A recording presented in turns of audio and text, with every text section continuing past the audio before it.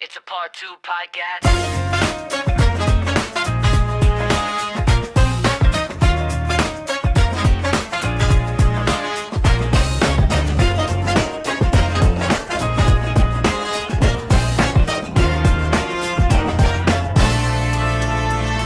Part 2 podcast with your host, Dr. Tasha Dickerson. We're talking all things second act. We're talking about women pivoting in their life from their first chapter to the next, dropping gems about how they did it. It's the Part 2 podcast. It's the Part 2 podcast. It's the Part 2 podcast. It's the Part 2 podcast.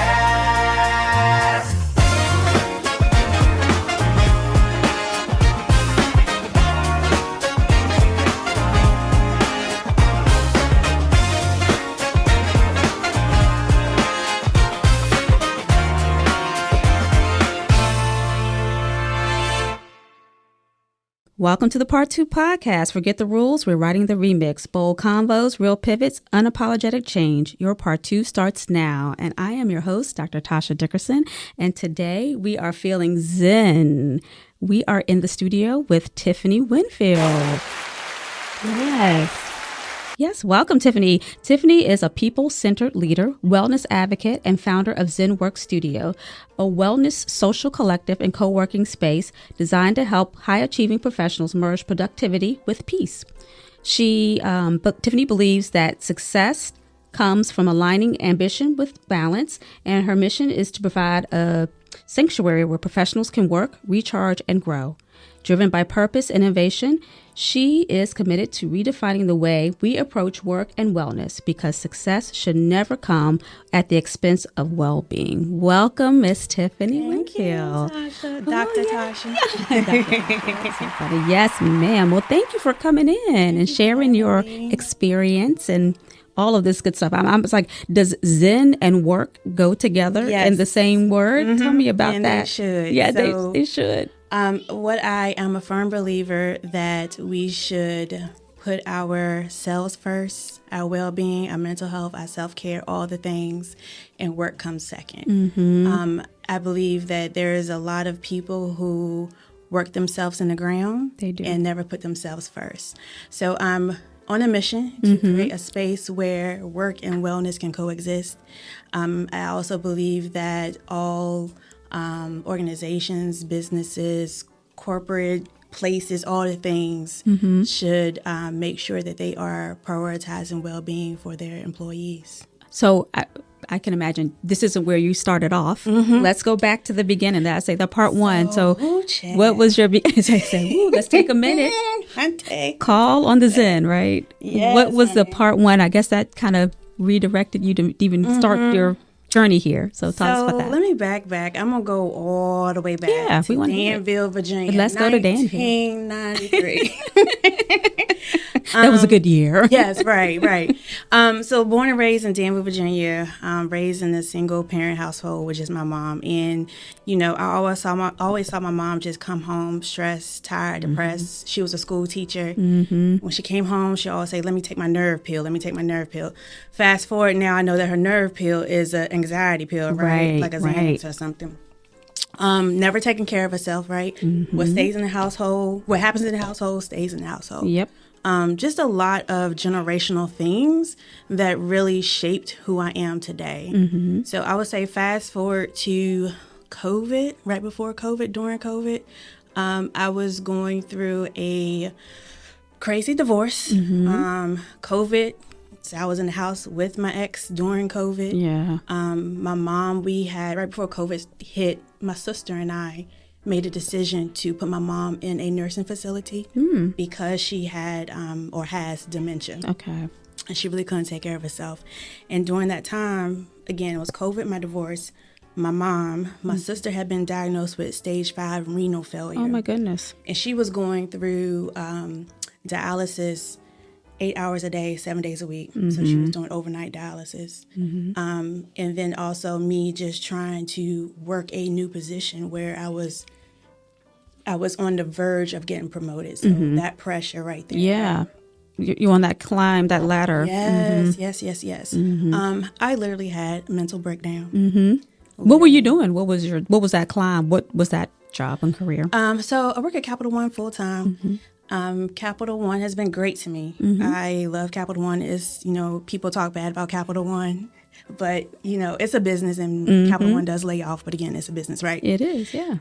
So I think at the time I was just in like risk management. I mean, I'm still in risk management, but the pressure of trying to do good, show up as I was supposed to get that promotion. It was a lot of pressure combined with the life stuff that was going on. Nobody knows about that stuff. No, but I'm going to tell you, the good thing is my leadership, good leaders is everything, because my manager, I was able to confide in her and let her know what was going on. Yeah. And she took a lot of stuff off my plate and just passed it around to other people on the team. So good leadership is always everything. That's a good person. That's a real good person. Not just a leader, but it sounds like she really cared. She cared. Yes, and then that helps you to stay, focused and to do the best that you can with everything going on. Yeah. So you were blessed with that one for sure. But not all of us are blessed with that. But I know. And we still keep moving, though. I know. Right. And I want to encourage everybody to just go where you feel wanted, like not just professionally, but personally as well. Where you feel wanted, where you feel like you can grow, where it's a safe space. Because if you are somewhere where you don't feel like you can thrive, you're literally like dying. You are dying. Or if they have your best interest at heart. Right. Yeah, they are truly looking out for you as well. So then you were still doing that, but still having all the family things that were happening. Like when it rains, it pours. Girl. Yes. So what happened? So I was going through. And you were still in Danville at this time? No. You moved here? So I was living in born and raised in Danville. When I graduated high school, I went to VCU and then never left Richmond. I gotcha. Okay. So that's what happened there. But so divorce, mom, sister, COVID. I lost my mind. Literally lost my mind. Yeah. And I'm very open about this. Yeah. During that time, I did try to commit suicide. I was able to actually talk to my pending ex-husband at the time. And there's nothing, like, we didn't, get along as a relationship. Right. But he cared for me as a person. And he was the one who really kind of stepped in and, I don't want to say saved me, but I prayed. I'll never forget that night I was praying to God, like, I need help. Yeah. I need help. And he came through. Wow. He came through. Wow. And I think that's where really, that's when my self-care was born.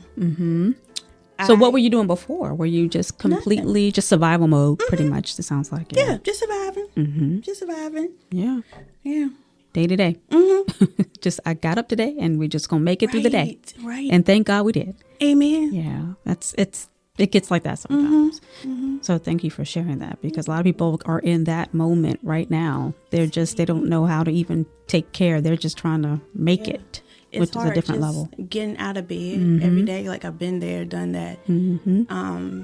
Trying to take care of the kids, the house, the family. But inside you are miserable and you're dying and just going down. Yep.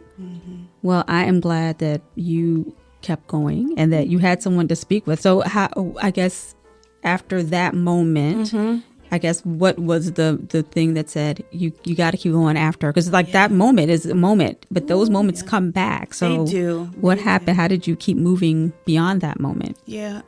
So I was like therapy. Everybody asked me a question. Yeah. And this is where my old podcast comes in. Therapy, wine, and Jesus. Those are the three things that got me through on a daily basis. We are not judging you. Right. And not really in that order, because Jesus is number one, but I'm just saying. Right.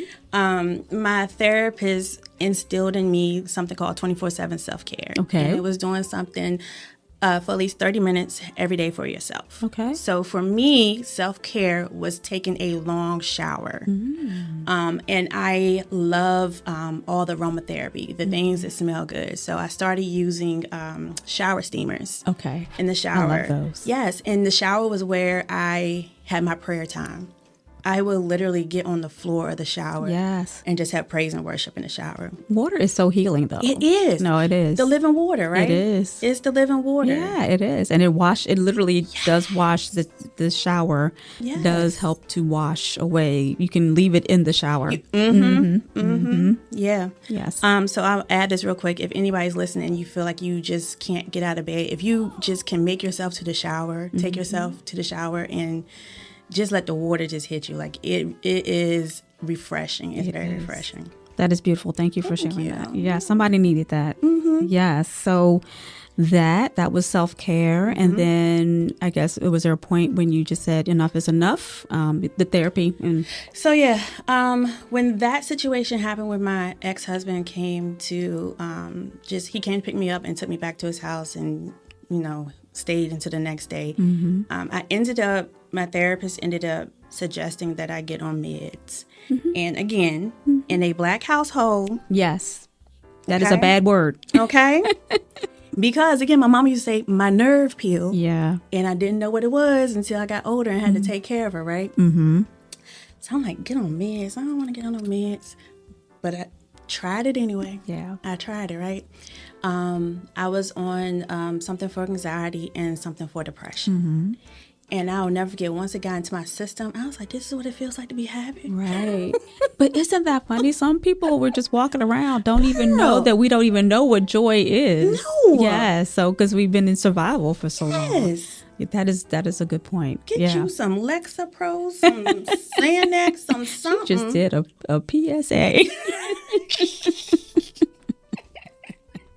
No, but you are so right. It has been demonized sometimes in our culture, and unfortunately, we suffer because We do. we're afraid. And again, what stays in the household, right? Yeah. So we don't go to therapy. No. We do not No. go. Listen, Yes. we all need to sit on lay on the metaphorical couch and vent And release that. because we can pray all we want to. You still need to pray, but Yes. but the couch is good too. Because Jesus, God created therapists for a reason. He did. He did. There are some good ones too. Yes. But yeah, so that was good, and I think people are afraid to. I don't know. Sometimes they're afraid to release themselves. I think sometimes it becomes their identity too. Do you know, like that's the struggle mentality, and that's all they know. So sometimes releasing that is scary. They don't know anything else. So who am I? What do I become? Right. If I'm not in a struggle. So I'm glad you were able to release it. Don't you find that to be the case sometimes? Yeah. That it's a girl. Everything is hard. Girl, I can't. Everything is a struggle. It's like never there's anything positive. You walk around with a stank attitude all the time when really you need to go lay on somebody's couch. Just get rid of it. Yeah, but they don't know anything else. That's their identity. Well, so then did you so you're still there though. But so then when did you? You said I'm still married. No. Don't hurt me over here. I said, no, you're still at Capital One. Oh, yeah, girl. So at what point did you decide that, I guess, first of all, because you said you came to Richmond for VCU. What was your major there? Marketing. Okay. So did that help you to get to Capital One, or did you do something before that? Capital One, okay. Another thing that my ex-husband gave me, which I'm grateful for, he got into Capital One first, and he got me in there. Yeah. Yeah. And then, but did you use the marketing at all, or that's coming in the part 2, right? Yeah. Yes, you're going to use it eventually, but so that was the marketing, and then I was going to ask you something else. You threw me off the husband part. Lord Jesus, we love you, husband. I don't know. I'm sorry. Okay. Oh my goodness. So I was going to ask you about the marketing. Yeah. So you don't do anything with marketing? Did you do anything with marketing before, like Capital One, or anything? You never ever used that? I started off Capital One. What did you want to do? Why did you go into marketing to begin with? I just chose. You liked it? Okay. I mean, like for real. That's fair. That's fair.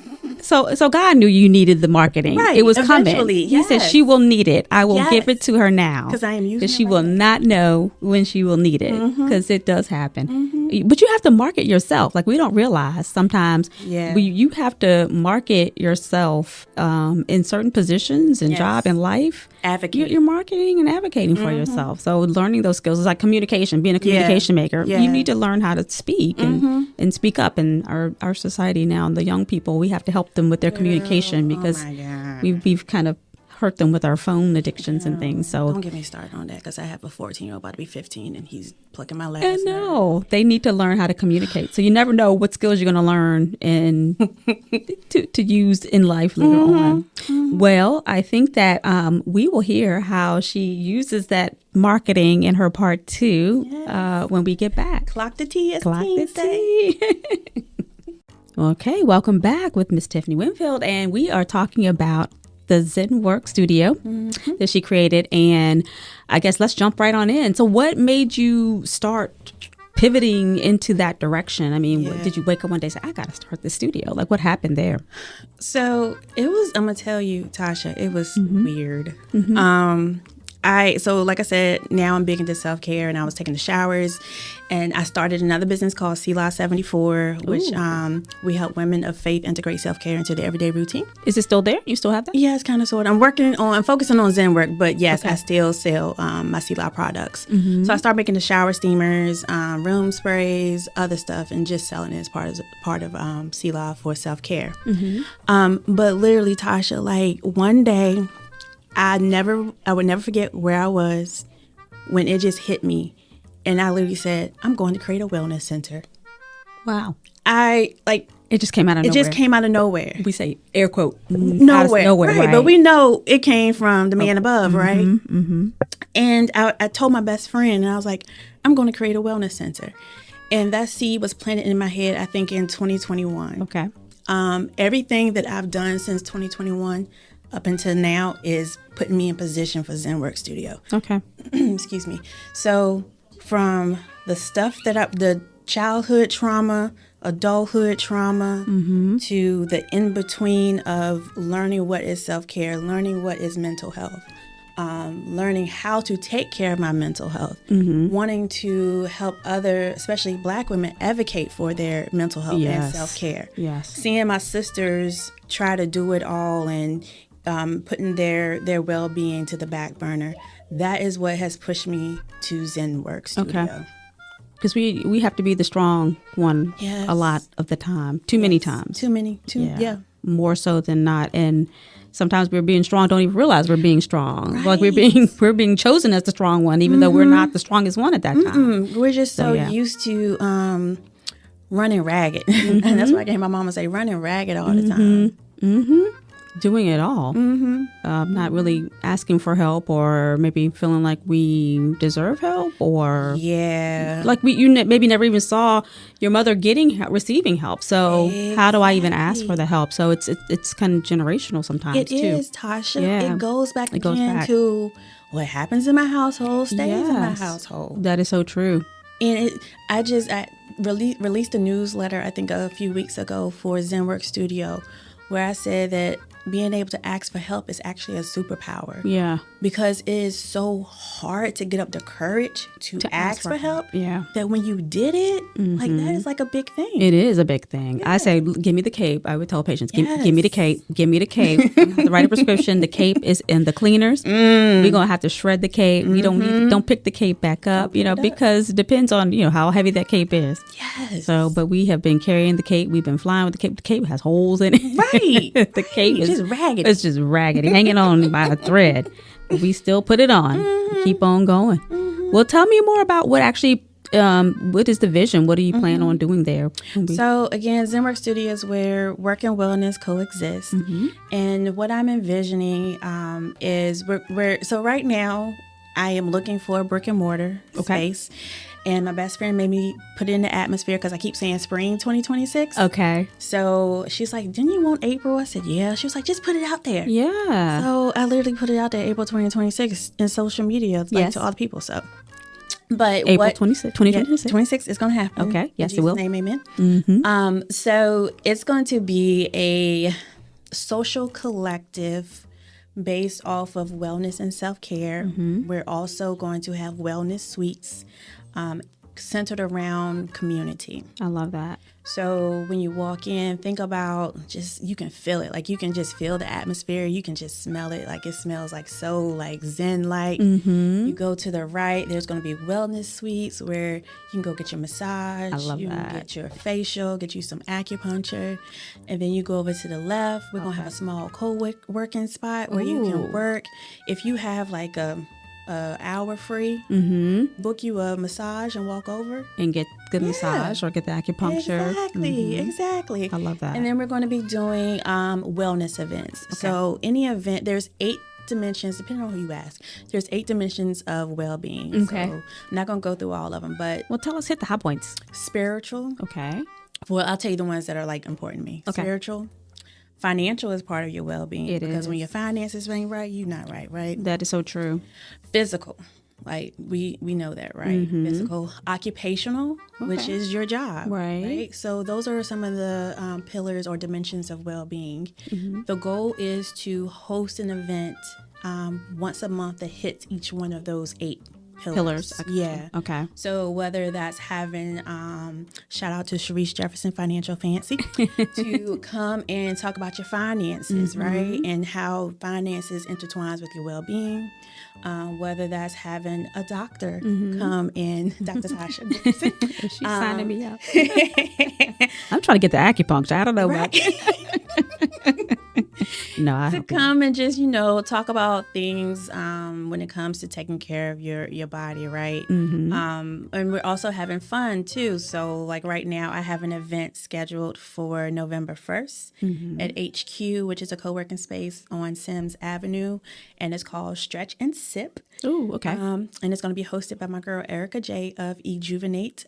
She is a stretch therapist as well as a personal trainer. Now, what is the stretch therapist? What is that? Ooh, honey, it is the therapy you never knew you needed. It's like to help in with the stretching, and they stretch you out, right? Yes. Oh my goodness. If you can get you a one-on-one, Oh my. honey, you walk away feeling like a whole New person. Oh my Yes. goodness. Yes, it's better than a massage for real. Oh, yeah, I guess it would be because we don't stretch like that. And as we get a little bit older, it's harder to move. And you don't realize that when you're not when you're not flexible, you hurt. You really hurt. It hurts. Let me tell you something. And this is probably getting off script. But I'm you scared. learning me. I'm scared. You get to see me. I'm scared. I didn't know this thing perimenopause really exists. Oh, yes, welcome. It's a real thing. It's a real thing. Yes. When I tell you my hips.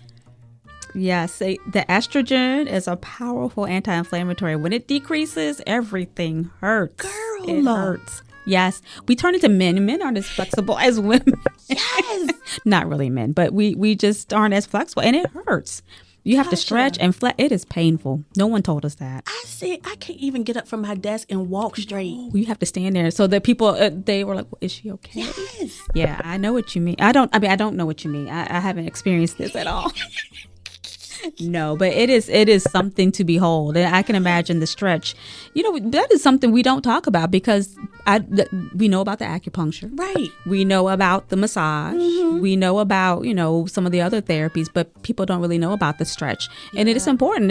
You need to let us perimenopausal, menopausal women know. And men. I mean, men, they need it too. I think there's a lot of athletes. I think they probably hurt themselves because they're not flexible too. So even at a younger age, I think a lot of the younger guys, they're doing a lot of lifting, but they're not stretching. And then that can cause injuries too. So all of us need to pay attention to the stretch too. So we do. Yeah, that's good. So I think those different modalities. Do you know about Reiki? Do you do Reiki or have Reiki? I do not, but I know about it, and I would like to have I don't know, the Reiki person, Specialist, yeah. specialist, practitioner, Yeah, in the building.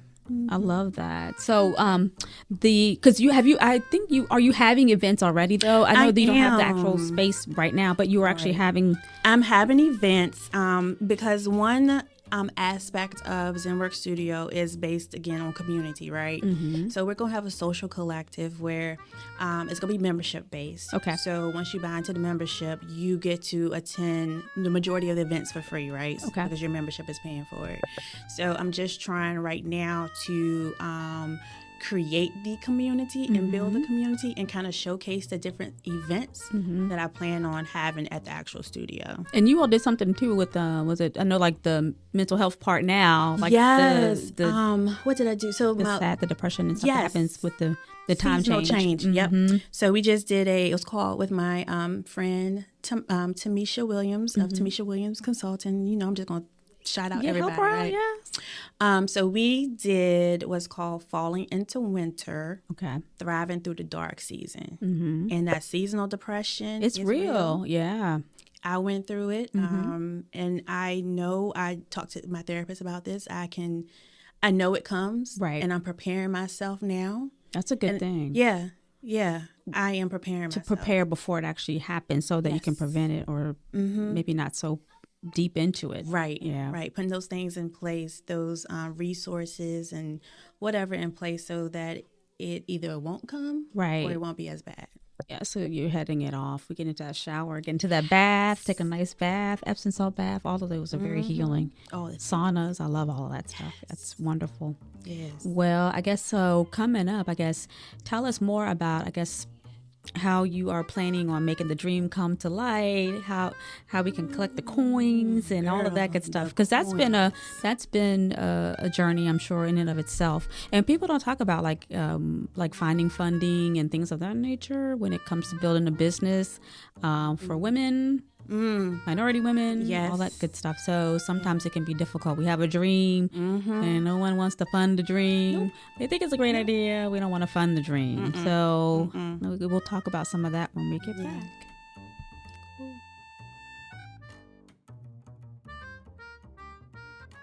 Welcome back. So now we are headed into, we have this dream, ZenWorks is in the making, and we were talking about funding and just how to make the dream a reality. Sometimes it can be difficult, and can you tell us a bit about that journey? Yes. So that has been rough. Finding funding, finding the money, finding the people who want to invest in your dream is scary and it's hard. And from all of the knowledge that I've gained from business, because I have my MBA in business administration, my marketing degree, attending all the business summits, forums, workshops, all the things, what I'm learning is that you do at some point have to self-fund, right? You do. So I am dipping into my 401k. We are building a dream. Yes. I have mixed opinions from different financial people on how I should fund this from a personal perspective. Like, where should the money come? 401k, my savings, equity in my home. I'm praying over it. Again, I'm getting so much information from different places. Like, I just got to pray over it and figure out where to go. I do have a crowdfunding campaign. Okay. Tell us about that. And so if you go to my Instagram, which is ZenWork_studio, ZenWork_studio, and click on the link in my bio, you can go to my, yes, it is a GoFundMe, and GoFundMe has a negative connotation. But it's not. It is not. So I'm doing a GoFundMe campaign, and I will say this: I have raised, I think, almost $1,500 so far. I know. The goal is to get $15,000. You're gonna get there. And yes, and the one thing I want to say is, I put out on social media, I did a challenge for October, 20 for 20 people to donate $20. By October 8th. I exceeded my goal. See? I exceeded my goal. And that just showed me that people believe in you and they believe in the vision. And it warms my heart to know that there's people out there that are actually rooting for me. And it's a good idea. So it kind of validated that it's a good idea. Yeah, exactly. Yes, that it's needed too. You know what I mean? I don't know if I know of any space that has work specific. Focus for the Zen. And let me tell you, it is so needed. It is, but I was nervous to speak it out loud for others to hear what I have planned because I don't want anybody to take my idea, right? Yeah. But what God has for me Yep. is for me, and Yep. I've been trying to just remember that as I maneuver this business world. Absolutely. I get what you're saying. It's like protecting it, but at the same Yeah. time promoting it. It's a fine line. Yes, it is. My And it's your realtor- baby. So it's like putting yourself Right. out there. It's like once you say it, it's like, ooh, okay, now I'm going to be held I gotta do accountable. it. Yeah. It's got to My come to realtor fruition. is actually, like, when we speak to the different commercial real estate agents, Mm-hmm. have them do an NDA because I'm getting into, like, the details of how Yes. I want everything to be laid out. Absolutely. Yeah, you do have to make sure you protect your intellectual property. Yep. Yes, it's important. That's a whole nother conversation. We might need to have an attorney on here to talk about protecting our property, physical, mental, all of that good stuff. Well, I guess the gems that you learned, because you dropped a couple. Y'all be dropping gems throughout the whole. But Yeah. I know you can top them. So what have you learned so far? You're still in the middle of your journey. I mean, Yeah. as many of us are. There's no necessarily like a destination or a final point, I guess. not. But what have you learned? I mean, there's so many things you could tell us right now. It is.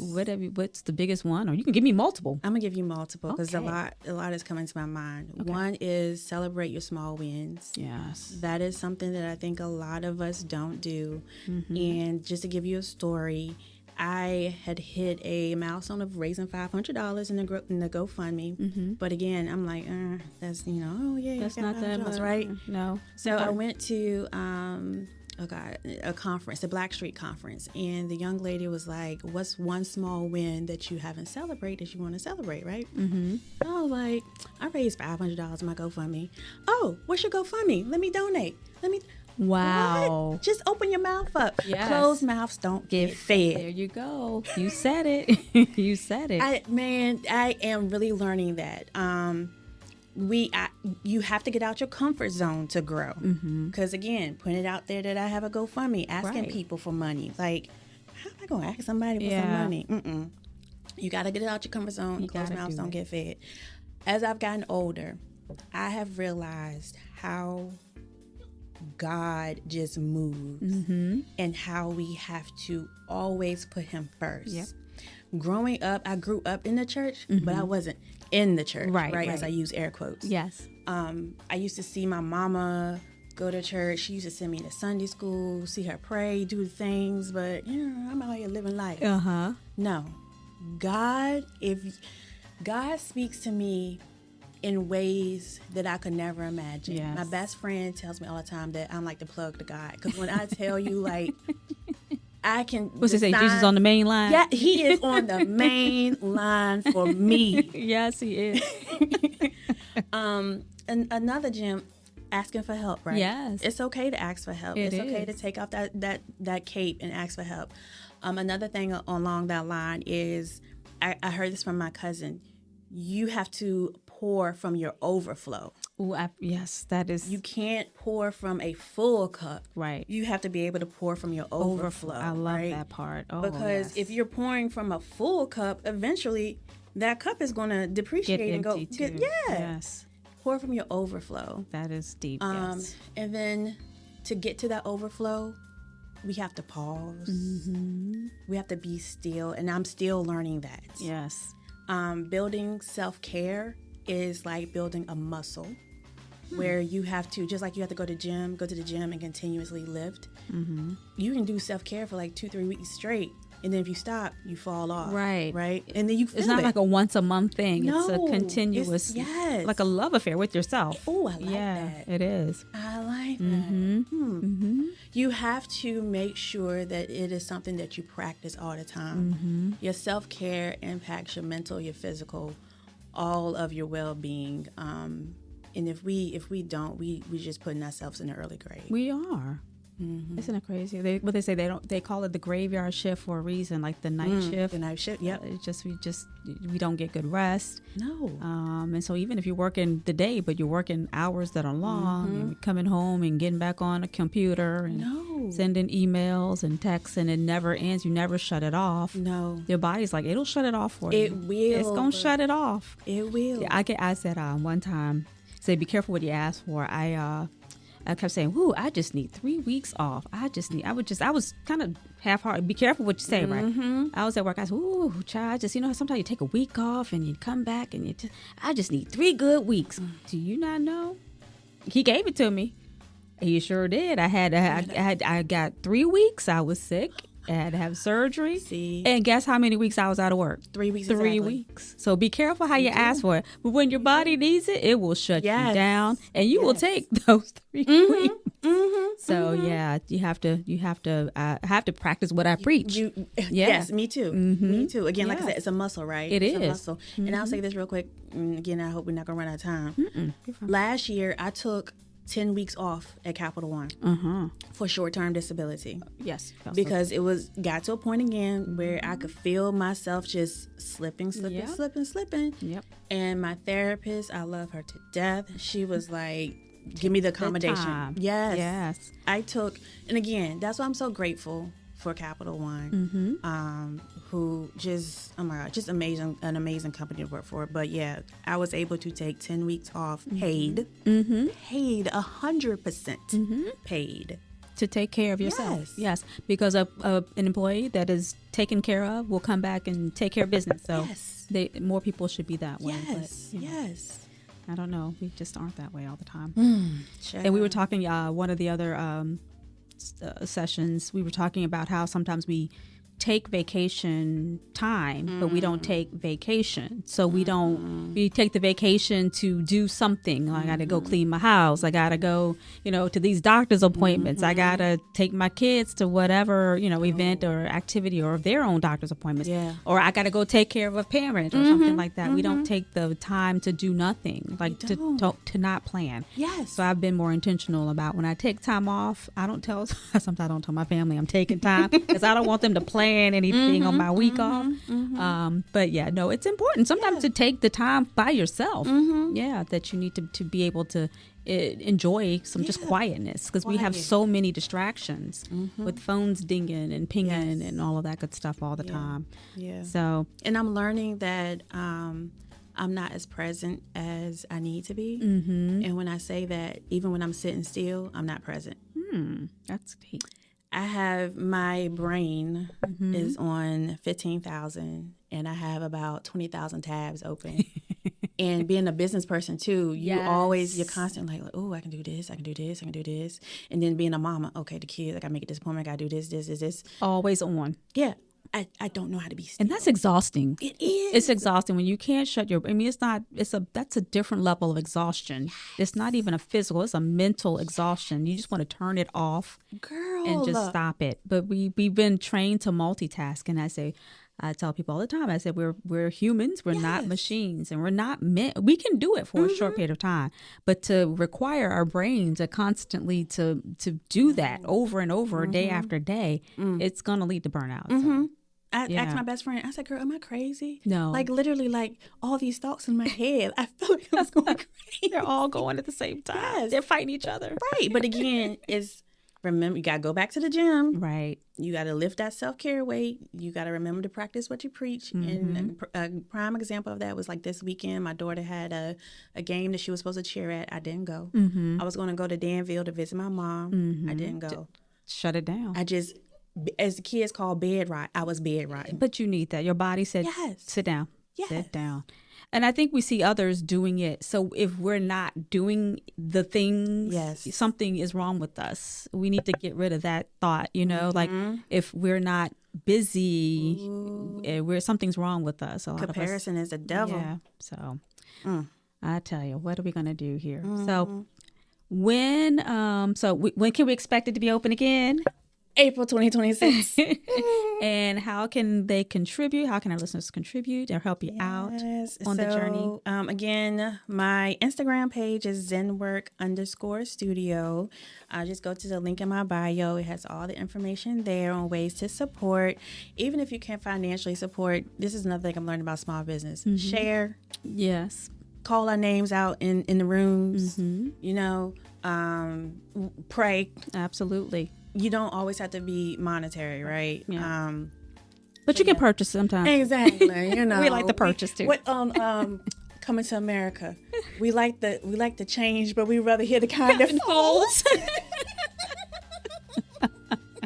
So Yes, true. yes, That is yes, so yes. true. So just That is support. so That's true. all. I mean, however you can, however the Lord puts on your heart. Right, Yeah. absolutely. But it will come to fruition. Well, I really appreciate you sharing. And I know you will help someone with your story because, and I know you'll help somebody with the ZenWork Studio Yes. when it comes out. We'll all be there at the grand opening. Yes, thank Yay. you. Well, thank you again, Miss Winfield. Welcome. We have to get you come back when it comes open. When you open up in the Yes. spring, that might be like a grand opening. We might have to have a whole she did it kind of welcoming. And I want to come back and talk about perimenopause. Oh yeah, we can do that too. Maybe we You can get a doctor and specialist. You know all the things. No, we can Get a we can specialist. we can 'Cause talk. girl. We can have a group session. Maybe that could be a Zen session. We can do that. You. Yeah. I didn't know that perimenopause cause you smell like onions. Yeah, everything. We have guests in the studio. We can't talk about all of that, but anyway, it's a you know what? Oh my God. Oh Lord, that's a whole nother conversation. Well, I guess we're gonna have to in April. We're gonna have to have a conversation opening and then a perimenopause session on the top of that. Well, thank you again. And to follow along with us on the Part 2 podcast on Instagram, we would love to have you follow. Like she said, follow, like, and share whatever you see you like and share it all too. Until the next time, make your next chapter your best chapter. I'm Dr. Tasha.